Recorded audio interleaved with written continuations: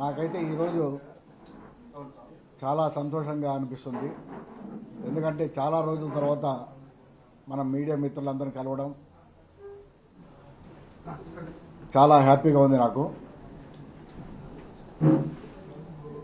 ఎందుకంటే ఈరోజు మిమ్మల్ని అందరూ కలిసి కొన్ని విషయాలు మీతో షేర్ చేసుకోవాలనేటువంటి ఆలోచనతో ఈరోజు మిమ్మల్ని అందరినీ ఇక్కడికి ఆహ్వానించడం జరిగింది. ముఖ్యంగా గత కొన్ని రోజులుగా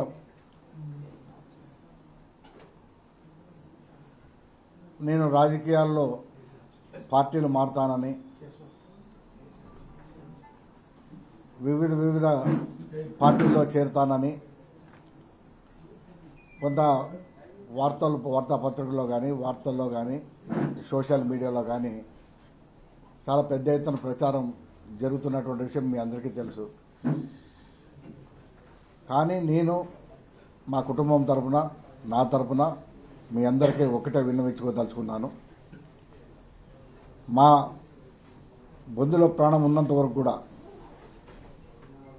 వైఎస్ఆర్ పార్టీని వీడే ప్రసక్తే లేదని ఈరోజు నా తరపున మా కుటుంబం తరపున మీకు తెలియజేసుకోవడానికి చాలా ఆనందపడుతున్నాను నేను. ఎందుకంటే మాకు రాజశేఖర్ రెడ్డి గారి కుటుంబంతో, మా అన్నకు కానీ మా కుటుంబానికి కానీ ఉన్నటువంటి బంధం ఈ జిల్లాలోనే కాదు, ఈ రాష్ట్రంలో ఉన్న ప్రతి ఒక్కరికి మా బంధం అనుబంధం గురించి తెలుసు. అదేవిధంగా జగన్మోహన్ రెడ్డి గారితో కూడా మా కుటుంబం ఎంతో సన్నిహితంగా ఉన్నటువంటి విషయం కూడా మీకు తెలుసు. మాకు రాజకీయాలతో సంబంధం లేకుండా మా కుటుంబానికి వారి కుటుంబానికి బంధుత్వం కూడా ఉంది. కొన్ని సందర్భాల్లో కొంతమంది వివిధ రకాలుగా ప్రచారాలు చేస్తున్నారు. వాటిని మీరు దయచేసి నమ్మకండి, ఎక్కడ ప్రసారం కూడా చేయొద్దని మిమ్మల్ని అందరినీ నా తరపున మిమ్మల్ని కోరుతున్నాను. ఎందుకంటే ఆ కుటుంబంతో ఉన్నటువంటి సాన్నిహిత్యం, సంబంధం మాకెంతో గొప్పగా ఉంటుంది. మాకు గతంలో కాంగ్రెస్ పార్టీలో మా అన్నగారు రాజశేఖర రెడ్డి గారు కలిసి ఉన్నటువంటి విషయం మీ అందరికీ తెలుసు. కానీ రాజశేఖర రెడ్డి గారు మరణించిన తర్వాత ఆ కుటుంబానికి కాంగ్రెస్ పార్టీ ఎంత ద్రోహం చేసిందో అనేటువంటి విషయం కూడా మీకు తెలుసు.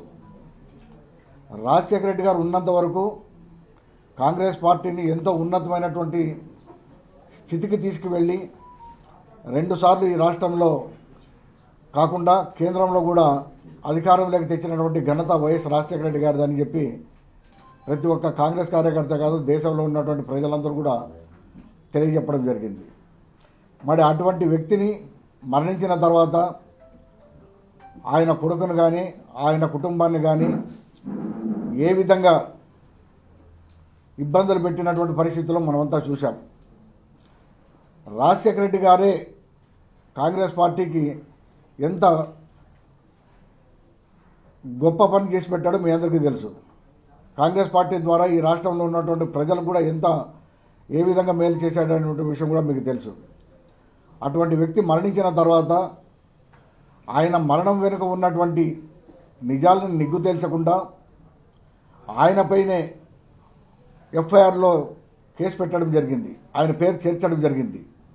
అంటే జగన్మోహన్ రెడ్డి గారు అవినీతికి పాల్పడ్డాడు, దానికి రాజశేఖర రెడ్డి గారు తోడ్పాటు అందించాడనేటువంటి ఆలోచనలతో, భావనతో మరి కాంగ్రెస్ పార్టీలో ఉన్నటువంటి పెద్దలే ఆయన్ని ఎఫ్ఐఆర్లో చేర్చడం జరిగింది.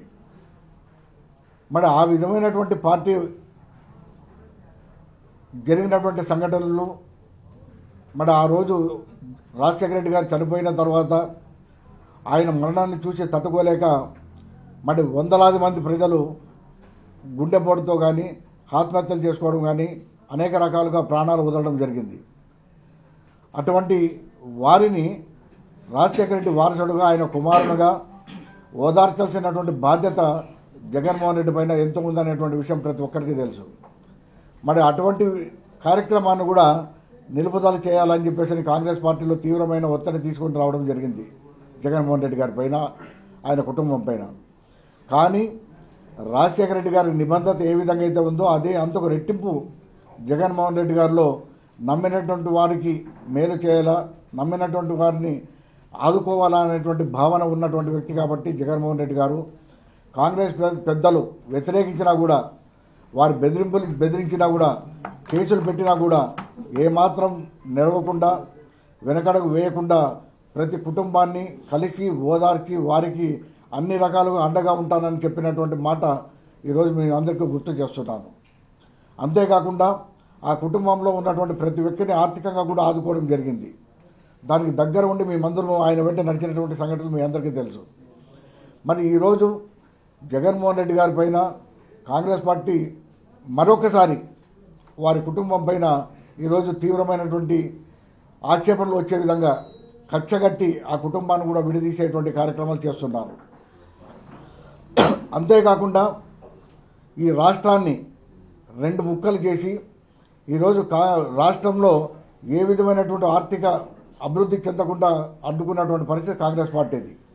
అందుకే ఈరోజు కాంగ్రెస్ పార్టీని ఈ రాష్ట్రంలో ఉన్నటువంటి ప్రజలు పూర్తిగా వ్యతిరేకించి ఎక్కడ కూడా కాంగ్రెస్ పార్టీ గుర్తు కూడా లేకుండా, ఆనవాయితీ కూడా లేకుండా చేసినటువంటి పరిస్థితి మనం చూసాం. మరి అటువంటి పార్టీలోకి గురునాథ్ రెడ్డి వెళ్తున్నాడు, వారి కుటుంబం వెళ్తుంది అనేటువంటి మాటలు చెప్తుంటే నిజంగా నాకు చాలా బాధ వేసింది. దయచేసి మీరు అటువంటి అవాస్తవాల్ని ప్రచారం చేయొద్దని చెప్పి మిమ్మల్ని అందరినీ సవినయంగా నేను కోరుకుంటున్నాను. అంతేకాకుండా ఈరోజు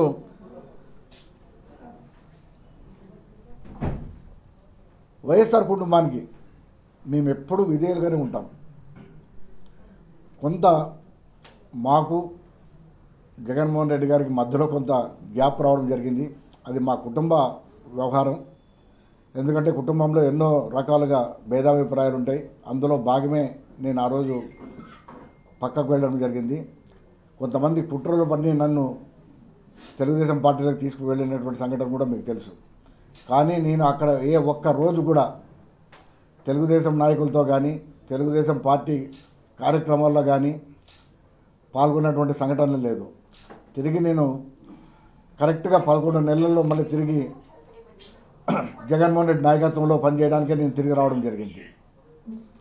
ఆ రోజు నుంచి ఈ రోజు వరకు కూడా వైఎస్ఆర్ కాంగ్రెస్ పార్టీ అభివృద్ధి కోసం, వైఎస్ఆర్ కాంగ్రెస్ పార్టీ గెలుపు కోసం నేను గత ఎన్నికల్లో పనిచేశాను.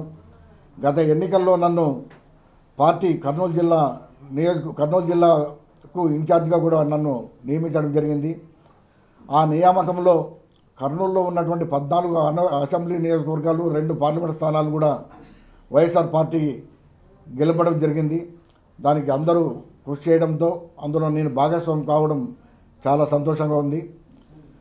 ఈరోజు వైఎస్ఆర్ కాంగ్రెస్ పార్టీ ఏ అభ్యర్థిని ఎక్కడ నియమించినా వైఎస్ఆర్ పార్టీ గెలుపు కోసమే నేనే కాదు, మా కుటుంబం, మా అనుచర వర్గం మొత్తం కూడా గత ఎన్నికల్లో పనిచేస్తాం, ఇప్పుడు పనిచేస్తాం.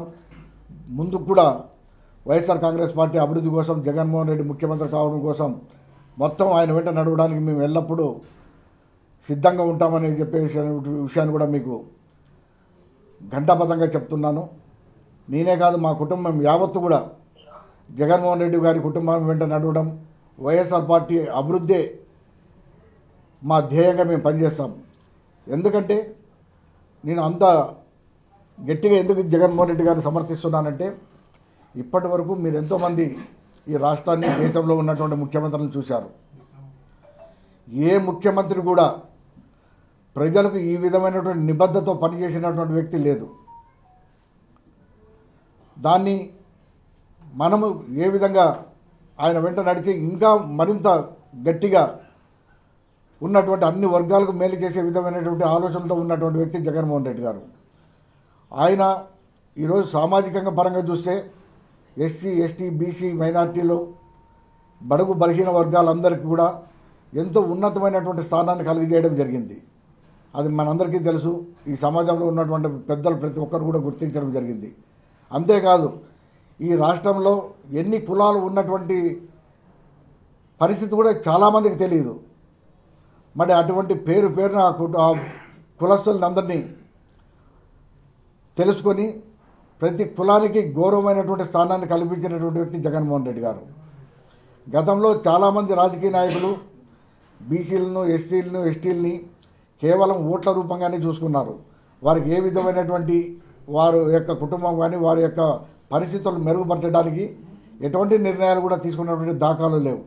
ఒక జగన్మోహన్ రెడ్డి గారు మాత్రమే ఈ రాష్ట్రంలో అనేక విధమైనటువంటి సంక్షేమ పథకాలతో పాటు సంక్షేమ కార్యక్రమాలు నిర్వహిస్తూ ప్రతి కుటుంబానికి ఆయన అండగా నిలవడం జరిగింది. ఈరోజు ఎంతోమందికి సామాజిక పరంగా కానీ అదేవిధంగా అభివృద్ధి పరంగా కానీ అన్ని రకాలుగా ఆదుకున్నటువంటి వ్యక్తి జగన్మోహన్ రెడ్డి గారు.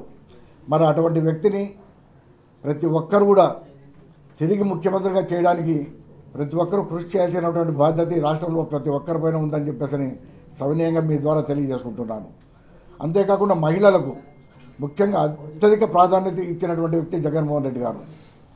మహిళల కోసం ప్రతి ఒక్క మహిళ సమాజంలో గౌరవంగా బతకాలని, గౌరవంగా జీవించాలని, వారి కుటుంబాలను అన్ని విధాలుగా ఆర్థికంగా అభివృద్ధి చెందే విధంగా మహిళలకు కూడా ఉన్నతమైనటువంటి స్థానాన్ని కల్పించడమే కాదు, ఆర్థికంగా వాళ్లకు ఎంతో తోడ్పాటు కూడా అందించడం జరిగింది.